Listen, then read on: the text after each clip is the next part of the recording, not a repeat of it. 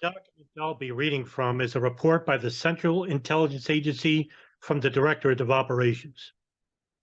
The report, entitled September 11, The Plot and the Plotters, was finalized on June 1st, 2003, and later approved for public release on April 25th, 2012.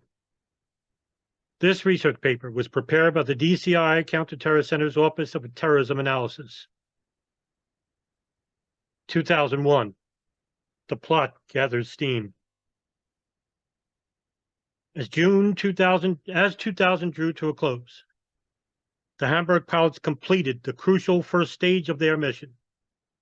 They received their pilot's licenses and gained experience on jet simulators. At the same time, Hani Hanjour, who had already obtained a pilot's license in April of 1999, entered the United States in early December, paired up with Nawaf al-Hazmi, and began jet training in Arizona. At the end of March 2001, the two drove across country and eventually met up with other hijackers connected to September 11. All three of the Hamburg pilots traveled outside the United States in 2001 and probably conducted the majority of the operational meetings with overseas operatives. On January 3rd, 2001, Mohammed Atta flew from Tampa, Florida to Berlin via Madrid, Spain, to meet with Ramzi bin al-Shibh. Atta told Ramzi bin al-Shibh during this meeting that the three pilots had finished initial flight training, obtained their pilot's licenses, and were awaiting further instructions from Osama bin Laden.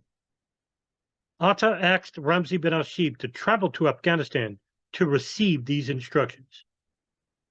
On January 10th, Atta returned to the United States, flying from Madrid to Miami.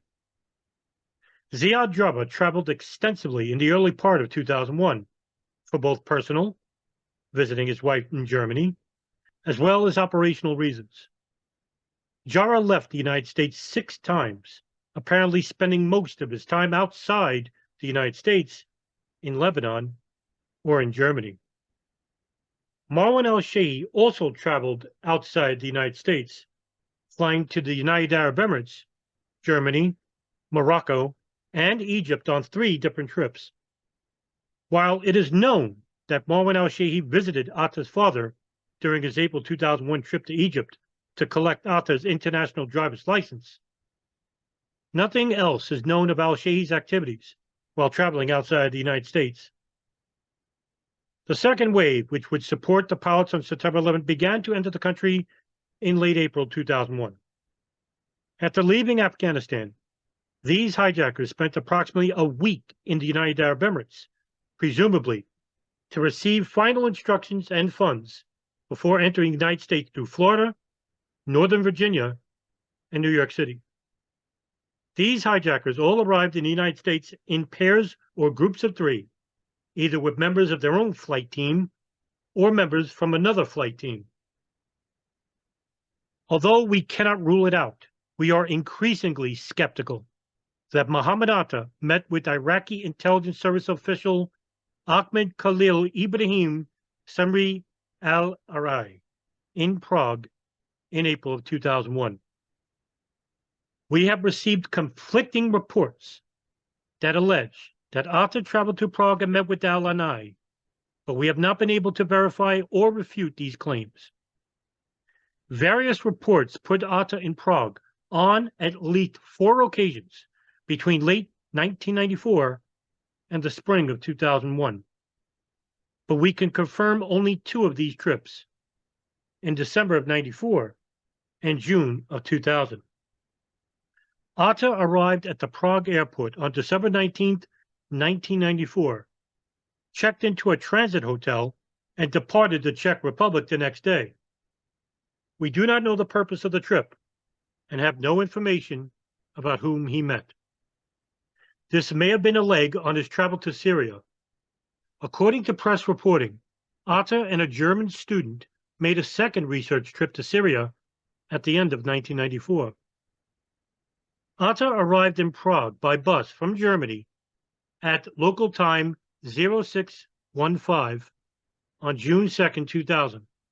He purchased an airline ticket for cash and departed Prague at 11:40 hours on June 3rd, 2000, to Newark, New Jersey. Redaction. Atta traveled to the United States from Prague to conceal where his travel originated. Atta stayed for one night, only in a Prague hotel, and left for the United States the next day without meeting with anyone. Long redaction. These visits are complicated and sometimes contradictory. A CIA and FBI review of intelligence and open source reporting leads us to question the information provided by the Czech service source that claimed that Atta met with Al-Anai. Long redaction. The Saudi second wave hijackers spent less than 5 months in the United States before the September 11th attacks. During this time, they kept a low profile and maintained a westernized appearance. They had shaved off their beards before coming to the United States and wore Western dress to fit into society. They shared residences, bank accounts, debit and credit cards. The young Saudi hijackers settled in Florida and New Jersey, and for the most part, traveled very little during their time in the United States. The majority lived with other members of their flight teams. The only exceptions were Ahmed al-Ghamdi and Abdul Aziz al-Umari, who lived with American Airlines Flight 77 hijackers in New Jersey until mid-August, when they moved down to Florida to join their flight teams. According to law enforcement data, Satam al-Saskami and Wael al-Shedi tried to visit the Bahamas in May of 2001, but were denied entry because they did not have the proper papers with them. In late July, Walid al-Shedi traveled first class to San Francisco. The last non-pilot hijacker to enter the United States was Khalid al-Mihdhar, who returned to the country on July 4, 2001, after spending nearly a year traveling between Yemen and Afghanistan. Redaction. On June 13th, Khalid al-Mihdhar obtained a U.S. visa in Jeddah, Saudi Arabia. He spent the following month at the home of Redaction, during which he told the Redaction that bin Laden was planning attacks on the United States. Khalid al-Mihdhar apparently knew at this point that he was embarking on a suicide mission. Before leaving Saudi Arabia on July 3rd, he asked Redaction to look after his wife and daughter in Yemen.